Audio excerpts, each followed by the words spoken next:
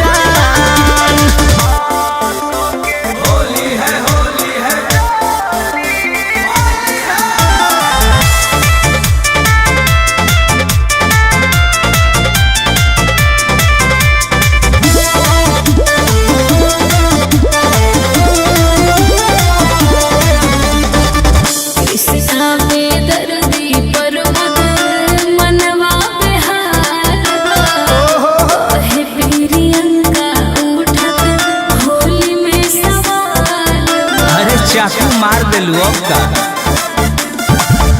गहिला के तहरा हमारा बहुते मलाल बा सोनू रंजीत जगुआ भइल दलाल बा जियरा पिहरा होके भागता आजा आजा